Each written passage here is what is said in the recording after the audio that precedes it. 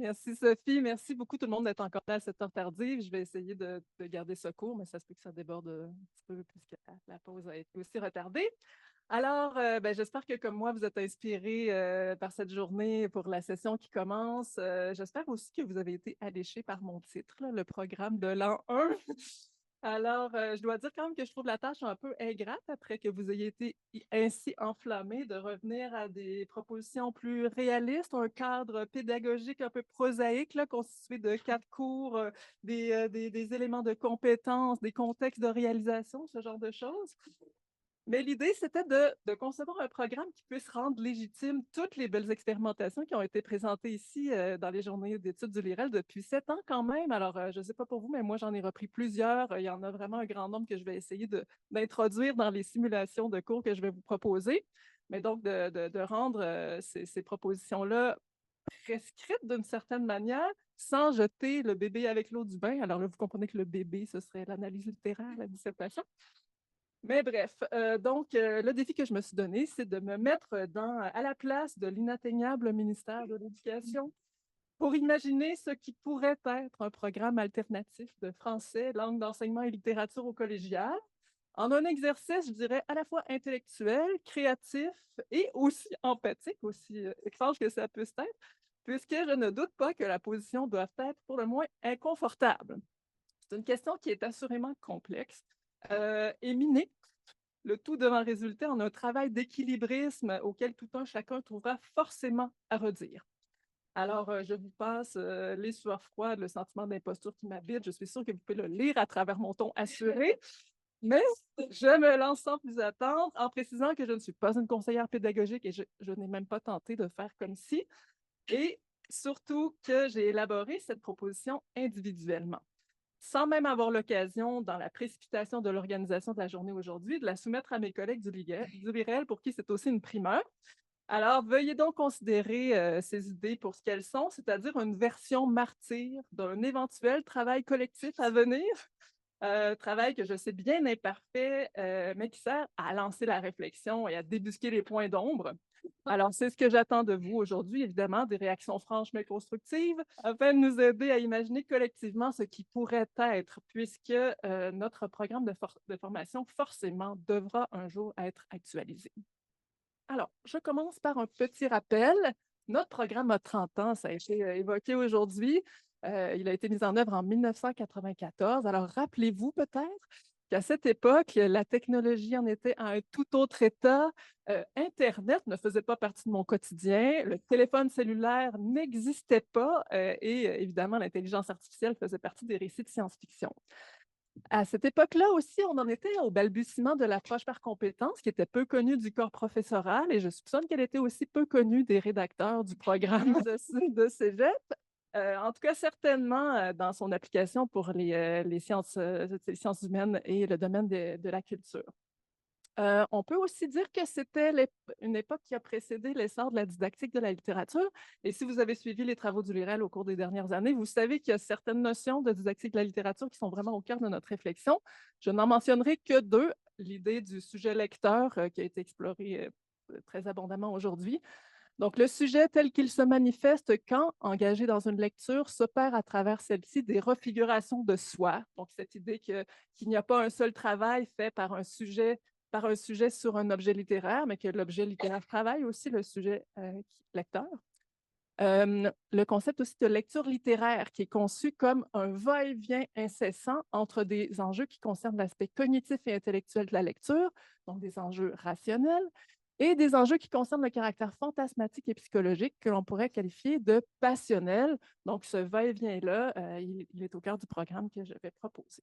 Alors, je commence par quelques constats sur la situation actuelle. C'est un constat personnel, j'espère que vous le partagerez ou pas, vous pourriez réagir. Mais donc, l'épreuve uniforme de français qui est subie par nos élèves à la session 3 nous permet quand même d'affirmer qu'ils sont capables, après 3 sessions, de rédiger une dissertation critique de 900 mots en 4h30 qui doit contenir au moins une connaissance littéraire. Sur le plan de la rédaction, on peut dire qu'ils maîtrisent à peu près les règles de base de l'argumentation, à mon avis, mais moi, je ferais le constat que la révision linguistique est souvent insatisfaisante, en tout cas, à mon avis. Je ferais aussi le constat que la transférabilité des acquis est à mettre en question. Une brève mise en situation récente. L'automne dernier, j'enseignais à des étudiants, donc dans un groupe constitué d'étudiants en littérature et en théâtre, donc des étudiants d'art, lettres et communication en troisième session. Puis je dirais qu'un tiers d'entre eux m'ont remis des travaux de création littéraire ou de critique littéraire qui ne comportaient aucun paragraphe. Donc des textes de 600-700 mots en un seul bloc, comme si la formation générale ne leur avait pas enseigné à trouver une structure, à voir une structure. C'est des textes intelligents avec un propos, mais hors des consignes explicites. Deux idées principales avec deux idées secondaires et trois preuves, ils n'avaient pas intégré l'écriture structurée. Donc, pour moi, la transférabilité des acquis, on ne peut pas vraiment compter là-dessus. Je questionne aussi l'enrichissement personnel et la quête de sens qui peuvent mener à travers nos cours. Puis je pense à l'épistémologie fermée là, qui guide souvent les questions qu'on leur pose tant dans les dissertations explicatives que critiques, mais les fameux montrer que, démontrer que, est-il vrai d'affirmer que le sentiment d'amour est le même dans tel texte et dans tel texte, ça ne leur permet pas d'exploiter leurs intuitions de lecture, leur compréhension des textes et la signification de manière générale de l'existence humaine. Bref, c'est quand même, ça peut rester relativement scolaire et pauvre. Les défis que je me suis donnés, là, vous allez voir, ils sont quand même moins idéalistes que ce qu'on a entendu parfois dans cette journée. J'ai tenté d'être pragmatique pour imaginer un programme qui pourrait vraiment être implanté. Alors, j'ai essayé de ménager un peu la chèvre et le chou, de jouer de prudence. Je me suis dit, peut-être qu'on pourrait maintenir les acquis ou en tout cas soumettre l'idée que l'épreuve uniforme resterait au terme d'une troisième session et que les étudiants devraient rédiger une dissertation équivalente pour prouver qu'il n'y a pas eu un nivellement par le bas. Je pense que c'est quelque chose qui serait important pour l'acceptabilité sociale de ma réforme.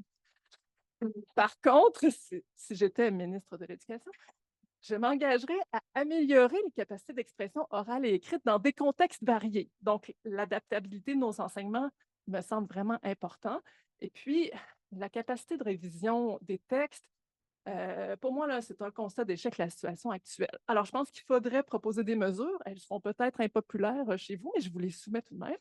D'abord, je pense qu'il serait très important de soutenir financièrement et de créditer les cours de renforcement du français qui devraient prendre beaucoup plus de place. Vous serez sûrement d'accord avec moi.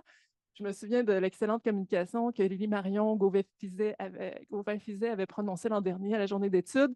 C'est quelque chose qui peut être fait à travers la lecture et l'observation des textes littéraires, l'enseignement de la langue. Donc, je pense qu'on devrait miser là-dessus, évidemment. Mais je pense aussi qu'on devrait enseigner et encadrer l'utilisation des correcteurs électroniques. Ça, peut-être que vous n'adhérerez pas à cette proposition, mais il me semble qu'au terme d'une formation au collégial de 2 ans, nos étudiants devraient pouvoir rendre dans un temps raisonnable des textes de bonne tenue. Moi, je ne recommanderais pas mes étudiants ni à des employeurs ni à des professeurs d'université dans l'état actuel. C'est vraiment insuffisant, puis ils peuvent corriger un texte pendant 2h30 pour remettre une copie qui, à mon avis, n'est pas vraiment du calibre qu'on devrait attendre d'un finissant au collégial.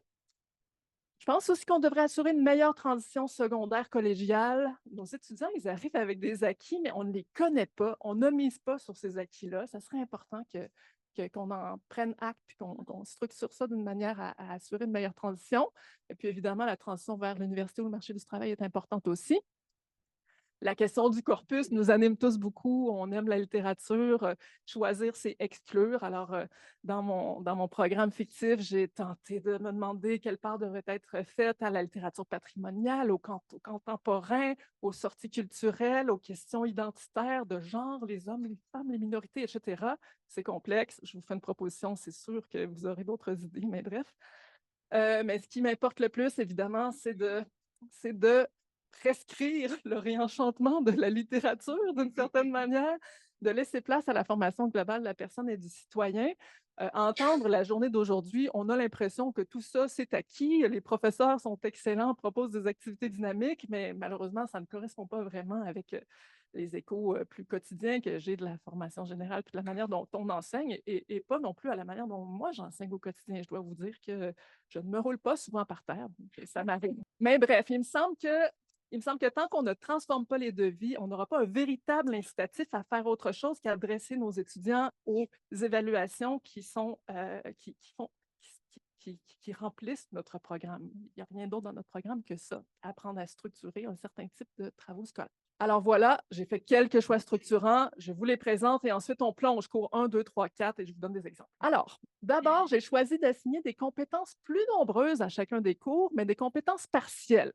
Donc, l'idée, c'est de se permettre le temps long. Moi, je pense que ce n'est pas vrai qu'en une session, on peut maîtriser les effets des procédés littéraires. Donc, vous allez voir que parfois, il peut y avoir un contenu semblable sur 2 sessions. Voilà, mais en fait, les compétences, vous allez voir, sont plus nombreuses, sont formulées autrement. J'ai décidé de varier les types de postures, donc qu'on ne soit pas en tout temps en position analytique, mais qu'on puisse justement passer dans un va-et-vient de postures plus participatives à des postures plus rationnelles. Et j'ai décidé, parce que pour faire tout ça, évidemment, il faut se ménager du temps, là, il faut enlever des choses qui font partie du programme actuel. J'ai décidé de limiter les genres de travaux analytiques. Alors, vous allez remarquer que l'analyse littéraire, comme type de travail scolaire, ne figure pas dans mon programme. Et la distinction entre dissertation explicative et critique ne figure pas dans mon programme. Alors, j'ai conservé la dissertation, qu'on pourrait faire en philosophie, en histoire, en sciences humaines de manière générale. La dissertation, évidemment, avec certaines particularités dans un cours ou un autre, mais je pense qu'on devrait, en 3 sessions, pouvoir maîtriser la dissertation en vue d'un examen uniforme, d'une épreuve uniforme. Donc, justement, toute l'attention qu'on porte à faire correspondre certains types de pratiques évaluatives à des tâches serait évacuée. Alors, je plonge avec le cours numéro 1. Il y a beaucoup de choses. Je vous explique d'abord la structure que j'ai utilisée qui va revenir, donc on n'aura pas besoin d'en parler à chaque fois, mais j'ai décidé de proposer des connaissances dans chaque cours, des connaissances spécifiques. J'ai intégré la lecture et peut-être les sorties culturelles aux compétences explicites. Donc là, on aurait l'espace pour faire des cercles de lecture, etc. Ça ferait partie du prescrit. On devrait en traiter en classe. Et ensuite, il y a des compétences qui sont plus larges que celles qu'on a en ce moment et qui s'actualisent par des types de travaux scolaires. Mais la compétence, elle est plus large. Là. Ici, c'est s'adapter. Moi, je n'ai pas vu ça dans mes programmes jusqu'à maintenant. Mais donc, ce cours-là, le premier cours d'accueil, s'intitulerait Enjeux du contemporain.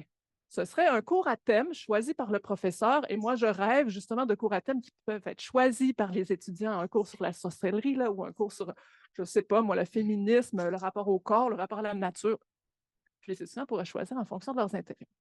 Le corpus serait constitué d'au moins 2 œuvres complètes sans autres restrictions. Des œuvres contemporaines, mais ça pourrait être des œuvres étrangères, des œuvres francophones, de tout genre. Et il y aurait une sortie culturelle prescrite.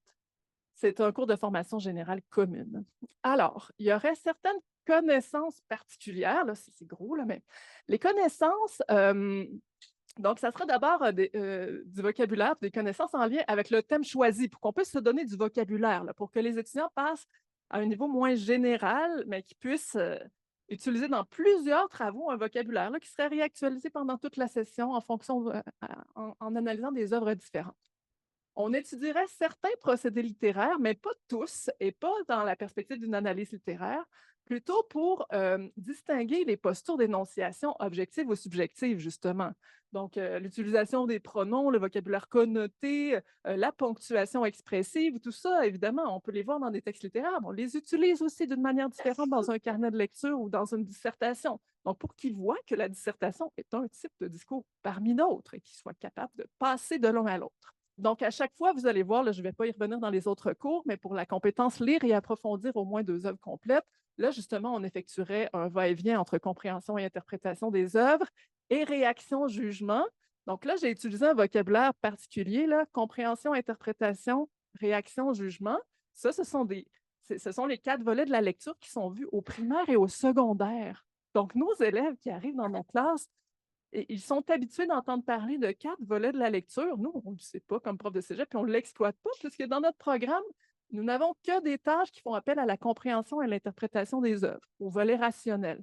Donc, jamais on ne On intègre la réaction et le jugement de manière explicite, là, à moins d'être dans le fervent de vos activités, mais ce n'est pas dans l'horizon de notre programme. Alors, si la lecture était conçue ainsi, ben, tous les professeurs seraient invités à faire justement, là j'ai écrit production de réception dans le contexte de réalisation, mais ce sont des textes de réception dont on a parlé ce matin avec l'exemple de la génération d'images, c'est ça, c'est d'inciter les étudiants à explorer la manière dont ils visualisent les œuvres, et donc dont le sujet lecteur a vécu sa rencontre avec l'œuvre.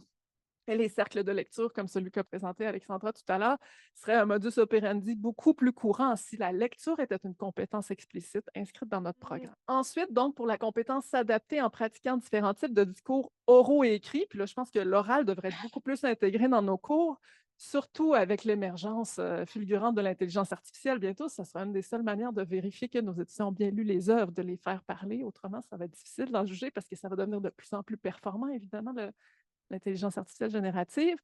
Mais donc, pour pouvoir s'adapter, je verrais dans la même session plusieurs types de discours. Discours informatif, critique, argumentatif, analytique. Là. Donc, le discours argumentatif, critique et informatif, nos étudiants, ils en ont fait pendant tout leur secondaire. Ils connaissent ces discours-là. Donc, ça serait une continuation, mais où là, on exige plus d'eux, plus d'approfondissement, la maîtrise d'un discours. Et puis, donc, on n'est pas dans une nature différente de texte.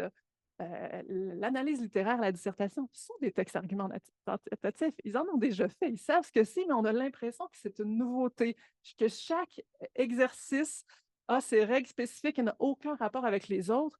Moi, je pense justement qu'il faudrait simplifier, dans le fond, cette intelligence du texte pour essayer de miser sur leur intuition, sur leur compréhension, puis sur quelque chose de vraiment plus transversal. Bref, on pourrait faire des critiques, entre autres avec la sortie culturelle à l'extérieur, et changer de posture à partir d'une même œuvre entre un discours plus informatif, critique ou une dissertation dont on pourrait faire, au terme de ce premier cours, un plan. Donc, un plan de dissertation, la rédaction d'une introduction et d'une conclusion à l'aide de toutes les notions sur le thème qu'on aura vu. Je pense qu'ils seraient capables de faire de bien meilleures introductions que celles qu'ils font au secondaire, par exemple. Ils connaissent une forme d'introduction, mais avec des nouvelles exigences du collégial plus approfondies, ils verraient un peu cet effet de transition. On est dans le connu, mais approfondi à un autre niveau. Mon cours s'intitulerait, le cours donné à l'automne 2025, intitulé « Imaginaire de l'effondrement ». Donc ça, c'est un choix parmi d'autres, c'est subjectif, mais je ferai lire 2 romans. Donc, Petit pays de Gaël Faye, ça, c'est un effondrement politique et social lié au génocide au Rwanda. Au départ, j'ai pensé au Poids de la neige de Guy Poliquin. C'est un effondrement climatique. Là, le Québec est enseveli sous la neige, mais je me suis dit à 2 auteurs masculins. Donc, j'ai pas lu Station Eleven, mais c'est un autre titre qui me semblerait pertinent. C'est un effondrement lié à une pandémie. Encore une fois, il y a des échos avec ce qu'on a vécu récemment. Donc, peut-être que les étudiants pourraient choisir. Ça aussi, c'est quand même toujours sympathique. Mais donc, il y aurait du vocabulaire à exploiter à partir de ça. Les étudiants connaissent plein de récits d'effondrement. On pourrait commencer la session par des exposés où ils présentent des fictions cinématographiques, des séries. Puis là, on pourrait passer justement de discours informatif, un résumé, fais-moi un résumé de ton œuvre. Qu'est-ce qu'on ferait pour être critique? Alors, critique de ces œuvres, de nos œuvres, puis ensuite posture analytique. De quel type d'effondrement s'agit-il? Pourquoi? Qu'est-ce que tu as trouvé dans l'œuvre? Et donc, de voir à partir d'un même exemple comment on peut tirer des discours différents qui vont chercher des facettes différentes de notre subjectivité ou de nos observations sur l'œuvre. On irait au théâtre au Centre national des arts puisque j'enseigne dans la région de l'Outaouais. Cours 2, on passe à autre chose. Ça s'intitulerait « Littérature de langue française ». Corpus, au moins 3 œuvres complètes appartenant aux littératures de langue française hors Québec, alors littérature française et francophone, plusieurs genres et époques différentes. Donc là, pour éviter le Festival du contemporain, on veut que les étudiants lisent aussi quelques œuvres plus anciennes, plus une sélection de poèmes pour s'assurer qu'ils en voient quelque part à un moment dans leur formation. Alors, encore une fois, il y a connaissance, lecture, puis ensuite une compétence générale appliquée à travers des types de travaux. Les connaissances qu'ils devraient maîtriser cette fois-ci, donc là, ça ressemblerait sans doute au cours qu'on donne déjà, donc des genres, des courants littéraires, des procédés littéraires qu'on pourrait voir de manière plus approfondie qu'en 101, mais j'ajouterais des éléments formels qui permettent d'analyser l'œuvre complète. Donc, on pourrait à la fois analyser le style et la forme d'une manière plus générale, mais par l'expérimentation, par la création littéraire. Alors là, on ferait des dissertations complètes, développer la rigueur et la pensée conceptuelle par l'argumentation analytique. Ça donnerait des dissertations de 800 mots, par exemple, comme on fait déjà en 102. Mais ils devraient rédiger aussi des textes de création littéraire à cette session-là pour développer leur créativité et leur sens esthétique, puis aussi pour comprendre d'une autre manière les effets de style, donc les effets de style et les effets de forme. On pourrait faire des travaux de création littéraire ou des textes d'invention, c'est-à-dire écrire dans l'imaginaire d'une œuvre, écrire à côté de l'imaginaire d'une œuvre, donc s'approprier cette fiction pour en rédiger des suites ou d'autres extraits. Alors, encore une fois, on ferait le va-et-vient, on pourrait faire des sacs de lecture. Ah, puis je n'ai pas parlé des productions de réception, j'avais des bonnes idées. Pour mes récits de l'effondrement, ben, des idées qui ressemblent à ce qui a été dit aujourd'hui. Il me semble que justement, à partir de petits pays, là, on pourrait faire générer avec des scènes traumatiques de génocide des cauchemars d'un personnage, avec des scènes traumatiques, mais transformées par un imaginaire plus onirique. On pourrait faire des collages de trousses de survie là, dans les imaginaires d'effondrement climatique. Quels sont les obstacles qu'ils ont dû surmonter? Comment est-ce qu'on les aiderait à faire? Il y a toutes sortes de possibilités, mais donc ça deviendrait des exercices courants, dans le fond, de demander aux étudiants de prolonger l'imaginaire puis de parler de leur rencontre avec l'œuvre. Vous voyez, il y aurait un va-et-vient entre la création et les travaux plus analytiques. Proposition de cours de littérature française, en français 102, à l'hiver 2026. Alors, il y aurait une anthologie de poésie, puis là-dessus, sans doute que je m'inspirerais de l'expérimentation présentée par Marie-Claude Tremblay il y a quelques années. Toi, c'était L'homme rapaillé que tu faisais lire à tes étudiants. Donc là, ce serait une anthologie de poèmes du Moyen Âge à nos jours. Puis les étudiants devraient braconner des vers dans les différents poèmes aimés et faire un collage pour que ce nouveau poème ressemble à leur subjectivité de lecteur. Donc, on ne ferait pas nécessairement d'analyse littéraire sur ces poèmes-là, mais on les parcourrait, on les lirait, puis ils seraient appelés à se les approprier. Alors, on lirait 3 œuvres complètes, le Cid, Indiana de George Sand et Le Grand Cahier d'Agatha Christophe. Il me semblait que pour les travaux d'invention, pour l'écriture d'invention, c'était des choix intéressants. Donc, par exemple, on pourrait réécrire des scènes du Cid en les actualisant dans une situation québécoise contemporaine. Donc, les métaphores, les hyperboles, etc., en langage québécois, ça donne toujours des choses très drôles, mais en même temps, il faut être capable de comprendre la situation, les valeurs qui sont véhiculées et comment est-ce que ça pourrait s'incarner aujourd'hui. Puis ça peut faire une traversée de l'œuvre sympathique à la fois pour vérifier la compréhension, puis explorer un autre imaginaire. Dans Indiana, les étudiants pourraient peut-être rédiger la lettre d'adieu du personnage, explorer sa psychologie, la langue de l'œuvre, cet imaginaire-là. Agatha Christophe aussi, c'est une œuvre qui a un style particulier puis qui se termine de manière vraiment énigmatique. Alors, ils pourraient imaginer une suite au prochain épisode. Ça pourrait leur donner envie de lire la suite aussi. Et ils écriraient évidemment une dissertation sur une ou deux de ces œuvres-là à la fin de la session. Le cours de 103, littérature du Québec, un corpus d'au moins 3 œuvres complètes appartenant à la littérature du Québec, de plusieurs genres et époques, encore une fois, donc ça inviterait à avoir des œuvres anciennes également. Là, je proposerai une sélection de cours essais, puisque c'est aussi un genre qui est négligé souvent, et un événement culturel pour qu'il y en ait eu au moins 2 dans leur parcours. Vous savez qu'il y a certains professeurs qui font beaucoup sortir les élèves, mais ce n'est pas tout le monde, alors c'est un peu aléatoire, là, le contact des étudiants avec la scène culturelle. Alors, dans ce cours-là, les connaissances qui seraient au programme seraient les mêmes qu'en 102. Donc, justement, on continue à faire des études de style, des études plus macro, des éléments formels, des œuvres qu'on étudie et de voir les caractéristiques des genres et des courants, puisque c'est très différent en fonction des œuvres qu'on fait lire. On n'en fait jamais le tour. En 2 cours, évidemment, on n'en ferait pas le tour non plus. Mais ce serait du connu pour cette 3e session. En plus de la lecture et de l'assistance à un événement culturel, les étudiants continueraient à développer leur rigueur et leur pensée conceptuelle par l'argumentation analytique, mais ce serait toujours une dissertation de la même nature qu'à la session précédente. Et on terminerait évidemment par l'épreuve uniforme de français, de 900 mots, comme on le fait actuellement. Mais je pense même qu'on pourrait intégrer une question de philosophie dans l'épreuve uniforme de français pour justement que la formation générale soit plus largement représentée et puisque la dissertation reste la dissertation. Pourquoi pas avoir des objets différents? Mais dans ce cours-là, on pourrait ajouter la réflexivité et le jugement critique comme nouvelle compétence à développer, peut-être par l'écriture d'un essai. Si on en lit un peu, on pourrait inviter les étudiants à rédiger un essai. Donc, qu'est-ce que ça donne comme type de discours ajouté? Donc, des essais critiques, des essais réflexifs, en plus de la dissertation qu'ils auront déjà pratiquée. Ma proposition pour un cours de littérature du Québec à l'automne 2026. Alors, je ferai lire Maria Chapdelaine. Et là, comme je pense que comme écriture de la réception, le journal de lecture s'imposerait. On a plein de modèles. Justement, Carl en avait fait faire un sur Maria Chapdelaine. Vous en avez présenté un tout à l'heure. Je pense que je ferai lire 887 de Robert Lepage, mais dans la version en bande dessinée.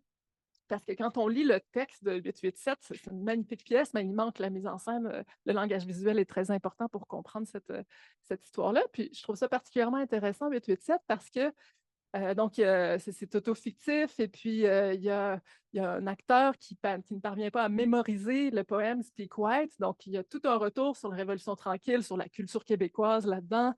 Il y a une réflexion par rapport à la mémoire individuelle et collective. Donc, ça peut même devenir une espèce de canevas pour l'écriture d'un essai personnel sur l'identité individuelle, l'identité collective et notre rapport à la culture. Je pense que ça pourrait être une base formelle pour faire rédiger cet essai-là.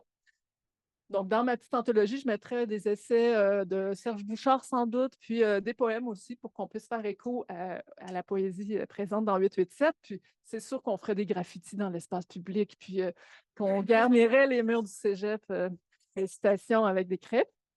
Et puis, comme activité pour l'identité plus éclatée contemporaine, peut-être un choix de livre aussi. Là, j'ai choisi Rue, j'ai choisi Là où je me terre, deux récits. Donc, ce sont des récits de femmes de communautés plus minoritaires. Donc, il y a deux récits d'émigration, puis deux œuvres autochtones, Mannequin et Tiche et la pièce de théâtre Quinum d'Émilie Monet que vous connaissez peut-être. Donc, on pourrait se faire un panel comme un prix des collégiens ou un combat des livres pour la dimension plus critique et maintenir le dialogue. Enfin, la dernière proposition pour le cours de formation générale propre, celui-là m'a donné un peu plus de fil à retordre, mais je me suis dit, pourquoi pas justement en faire un cours un peu plus citoyen, là, explicitement citoyen. Donc, je propose un titre comme Lecture, formation professionnelle et citoyenne. Comme corpus, au moins 3 œuvres complètes, privilégier l'essai ou l'aspect documentaire. Mais des œuvres littéraires plus documentaires. Vous allez voir que dans ma proposition, il y a une pièce de théâtre documentaire, il y a une bande dessinée documentaire. Il me semble qu'il y a des belles productions quand même qui peuvent être exploitées dans ce cadre-là. Donc, l'idée, ce serait d'approfondir sa connaissance des enjeux liés au monde contemporain et à son domaine professionnel, de lire, de développer son jugement critique par rapport à ces enjeux-là et de s'exprimer avec nuance et créativité à propos de sujets non consensuels. Il me semble que c'est de plus en plus important dans notre société polarisée, individualiste, de pouvoir apprendre à parler aux gens en face de nous sans partager nécessairement leur opinion, mais pouvoir construire ensemble un dialogue.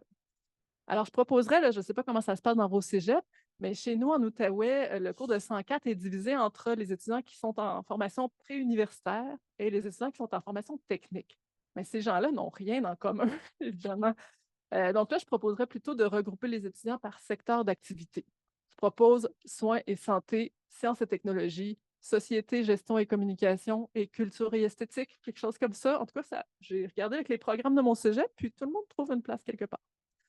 Donc, on pourrait faire de la recherche documentaire et de la critique des sources à propos des questions choisies, des productions de réception, encore une fois, les possibilités sont infinies, des cercles de lecture, des tables rondes et des débats, des essais, compte rendus critiques et, encore une fois, des essais réflexifs. Donc, bref, on pourrait revenir aux formes travaillées préalablement dans les autres cours. Donc, ma proposition, ce serait pour des étudiants en sciences et technologies, donc à la fois les étudiants de sciences de la nature, mais aussi des étudiants en technique de génie mécanique, de génie informatique, en technique biomédicale. Donc, c'est assez large, les gens qui pourraient être touchés par ça. Donc, je me suis dit peut-être la bande dessinée Le Monde sans fin de Jean-Marc Jancovici. Je ne sais pas si vous connaissez, ça a été vraiment un succès de librairie en France l'an dernier. mais c'est sur la transition énergétique, le rapport aux ressources de notre monde fini. Il me semble que des gens en sciences devraient savoir ça, devraient lire ça. C'est une forme accessible, ça pourrait engager des discussions vraiment fécondes, puis ça pourrait être comme une base à partir de laquelle travailler. Il faudrait que nos discussions puissent entrer dans ce cadre-là, de nos ressources finies. J'ai été ambitieuse, j'ai mis Sapiens, c'est une brève histoire de l'humanité, c'est 500 pages, mais les autres livres se lisent vraiment rapidement, en moins de 2 heures d'après moi. Je pense que je pourrais vendre ça. Il y a un chapitre sur la révolution technologique, donc ça inscrit la science dans le temps long, tu sais, de l'Homo sapiens à une projection dans le futur. Projection des transformations génétiques, évidemment de l'émergence de la robotique et d'un futur qui nous est encore inconnu. Dans cette perspective-là, je pourrais lire la pièce documentaire de Dominique Leclerc, IO, que vous connaissez peut-être, qui porte sur le transhumanisme et qui ne prend pas vraiment position. Alors là, les débats c'est parfait pour susciter des débats, pour faire inventer encore une fois des récits que ça peut nous inspirer, d'imaginer le monde professionnel dans lequel ils devront s'inscrire bientôt. Alors, voilà pour cette proposition. Puis, on pourrait faire plus de recherches sur justement les voies ouvertes par Sapiens, des recherches sur l'intelligence artificielle, des recherches sur les biotechnologies et où ça peut nous mener. Donc, je vais terminer par une petite conclusion sur les défis que ça poserait à nos pratiques. Ce programme qui, je pense qu'on peut reconnaître, qui est à la fois dans la continuité et dans une ouverture à autre chose. Je pense qu'il faudrait s'adapter à d'autres taux d'échec et de réussite. À mon avis, ces cours-là seraient beaucoup mieux réussis que nos cours actuels, surtout si on permet l'utilisation du correcteur électronique, évidemment. Mais je pense que ça tablerait aussi sur des productions qui sont plus familières à nos étudiants. Entre autres, en 101, là, je pense que ce serait moins artificiel, ils auraient moins de mal à comprendre ce qu'on attend d'eux, ce serait meilleur. Il faudrait revoir la formulation des compétences. C'est moins nous que ça touche que justement les conseillers pédagogiques ou gens qui formulent les programmes. Mais vous avez vu mes objectifs. Ce ne sont pas des objectifs univoques comme identifier, classer, organiser.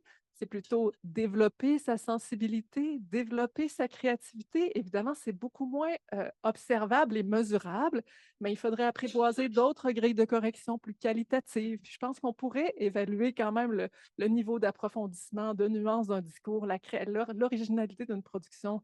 Ça s'évalue aussi, mais peut-être que les taux de réussite seraient un peu plus élevés. Je pense que le principal défi, ce serait d'exploiter notre propre subjectivité dans l'enseignement. Évidemment, on devrait être plus créatif dans nos choix d'activités. Je pense aussi qu'on devrait s'exposer différemment. Puis, il n'y a pas grand-chose que je dis aujourd'hui qui est original. Tout le monde a déjà parlé de mes conclusions, de mes propositions. Ça devait être toi, Caroline, qui a parlé de la vulnérabilité qu'on peut montrer aux étudiants. Moi, j'y crois beaucoup, de montrer aux étudiants qu'on a été émus par ce poème, d'avoir la voix qui vibre quand on lit un poème parce qu'on est au bord des larmes. Ça produit un effet quand même qui est difficile à reproduire autrement. De montrer qu'on a été touché, qu'on est terrorisé par des phénomènes, ça a un impact sur les étudiants. Ça leur montre qu'on est des humains, nous aussi, que justement, la littérature aide à vivre, que la littérature nous transforme comme individus, qu'on est là aussi parce que ce rapport au sens nous a permis de devenir une autre personne dans notre quotidien, en fait. Ça fait de nous des modèles, d'une certaine manière, de ce qu'on voudrait qu'ils deviennent. Et puis, je pense que pour la correction, honnêtement, ça nous permettrait d'avoir un rapport individuel avec nos étudiants. On aurait accès à leur imaginaire, on les connaîtrait beaucoup mieux, ça créerait une autre relation et ce serait beaucoup moins aliénant comme profession, je pense. Alors, je vais vous quitter là-dessus. J'ai tenté de faire une petite synthèse là, pour que vous puissiez réfléchir à ce que vous pensez de tout ça. Alors, voilà les 4 cours que j'ai proposés. Vous voyez donc la structure, un premier cours thématique, un deuxième cours plus patrimonial de littérature française, un troisième cours sur la littérature du Québec. J'ai hésité dans l'ordre, je me suis dit peut-être qu'on pourrait faire Québec avant France, mais je trouvais que la réflexivité en troisième session, ça marchait particulièrement bien avec la littérature québécoise, se positionner dans sa culture. C'est pour ça que je l'ai mis comme ça. Puis un quatrième cours de formation propre.